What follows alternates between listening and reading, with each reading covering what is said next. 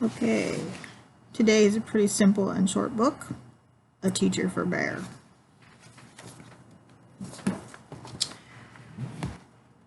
Bear knew everything there was to know about school before he even got there. His older sister Bella had told him all about it. Every morning, Miss Fern stands at the classroom door to shake hands, Bella said. Then you'll have circle time, reading time, and snack. I like to be the helper. When it's time to go home, Miss Fern shakes hands again, but instead of saying goodbye, she says, "See you when you're older."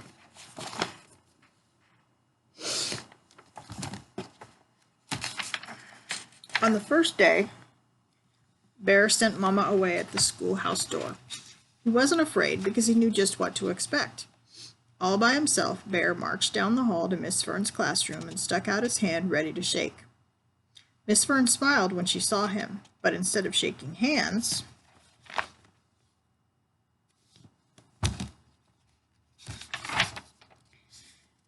"Hello, Bear," she said. "We have so many new students that there are 2 teachers now. You are in Miss Teasel's class across the hall." Bear looked. There was no teacher there to shake his hand.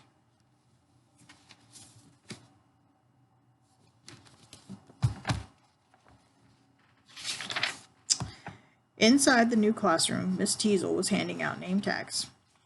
"Hello, Bear," she said. "You may take a seat and decorate this."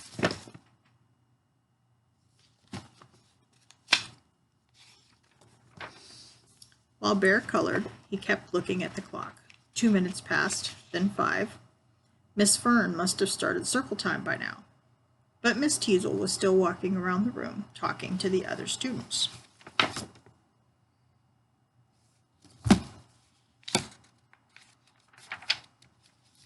Finally, Bear got up and tugged on Miss Teasel's sleeve.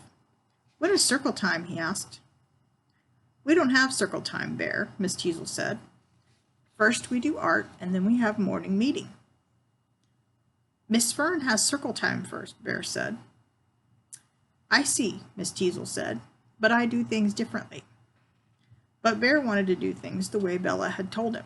He didn't want to do things differently.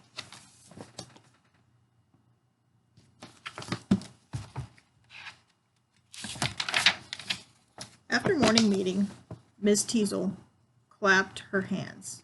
"It's time for story carpet, everyone," she called. The children gathered on the rug in front of the room. "Miss Fern calls it reading time," Bear said. "I see," Miss Teasel said. "Well, I do things differently." But Bear didn't want to do things differently.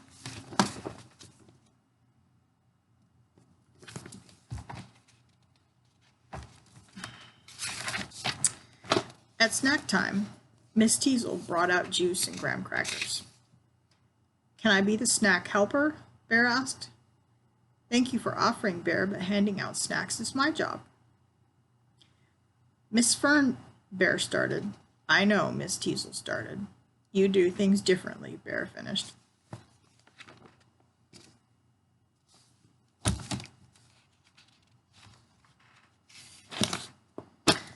Miss Teasel knelt down beside him. "Bear, I get the feeling you wanted to be in Miss Fern's class." Bear looked down at his feet. "Yes," he said. "I knew her already. My sister Bella was in her class."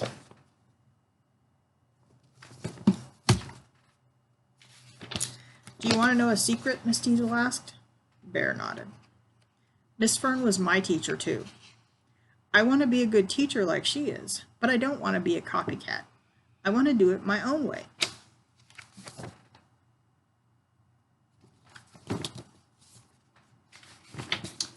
Bear nodded, but he didn't really understand. He tried to eat his graham crackers, but he wasn't very hungry. Nothing was turning out the way he had expected. After snack time, Miss Teasel passed out colored paper. "We're going to make autumn leaves to decorate the classroom," she said.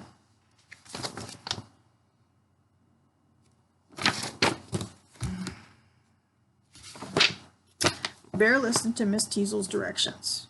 He started to cut his colored paper according to her pattern. Suddenly, he got a different idea. There was a tree in his yard with leaves shaped just like a mitten. Instead of Miss Teasel's pattern, He wanted to use his hand. Why aren't you using the pattern, Bear? Miss Teasel asked gently. Bear set his chin on his hands and looked up at his teacher. I don't want to be a copycat, he said. Bear stopped for a second. You want to do it your own way? Miss Teasel asked. That's fine, Bear.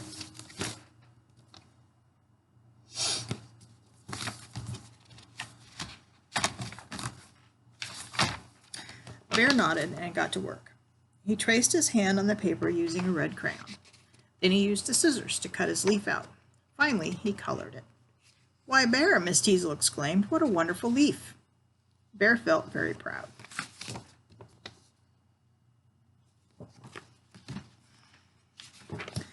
Miss Teasel knelt beside him. You know, Bear, you and I are a lot alike.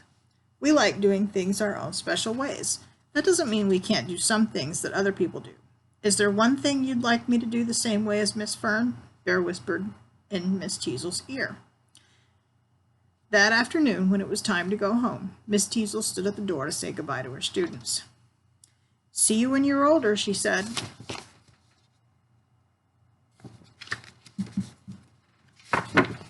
When it was Bear's turn, instead of shaking Miss Teasel's hand like everyone else, he gave her a high five.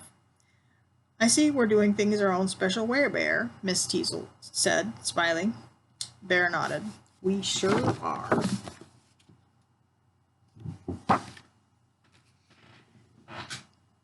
Well, that was fun. Konnichiwa, Brian-san. Konnichiwa, Nathaniel-san. Konnichiwa, Langston-san. Something around here to be allergic to. Yuck. Konnichiwa. Anybody else who's watching?